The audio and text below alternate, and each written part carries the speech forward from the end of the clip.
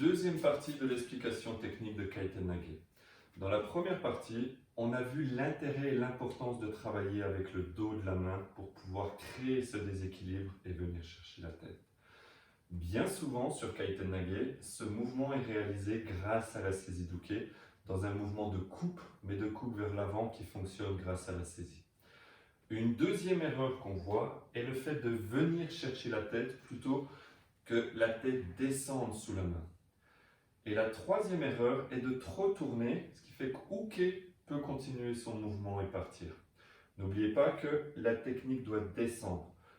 Comme pour les explications sur Sankyo, je vous renvoie à la partie sur Sankyo qui traite de la descente. Au lieu de tourner et tirer, on a vu sur Sankyo qu'il fallait descendre vers le bas. Uke doit finir vers le bas. Sur Kaiten-Nage, c'est la même chose. N'oubliez pas de descendre. Si vous pensez simplement à tirer, à amener, à faire tourner, alors uke ne descendra pas et tournera. Voyons un petit peu ces trois erreurs possibles. Donc la première erreur dont on a déjà parlé dans la première vidéo, c'est ce moment où, arrivé ici, je vais tirer, il saisit, et je vais compter sur cette saisie pour couper. Sauf que là, même si j'arrive à saisir, vous voyez, il va partir vers l'avant. Il va partir loin de moi. En étant loin de moi, il devient inaccessible. Donc, attention à ça. L'angle de rotation n'est pas dans le même sens. Ici, il est fort. Et même si j'arrive à couper, je coupe, il est toujours en haut. Je suis à 90 degrés par rapport à lui, et à partir de là, je vais chercher à couper derrière lui.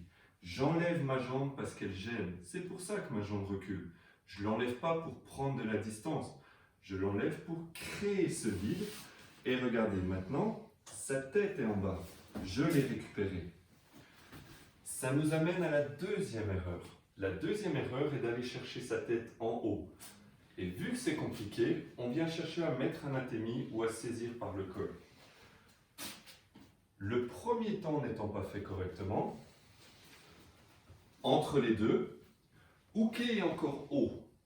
En étant haut, je vais chercher soit taper pour le faire descendre, soit venir chercher à descendre pour le pousser. Étant donné que je ne travaille pas dans son dos pour remonter le bras et descendre les épaules, je vais chercher à travailler la descente directement à partir du col ou de la tête. Cette façon de faire est une compensation du premier mouvement qui est erroné.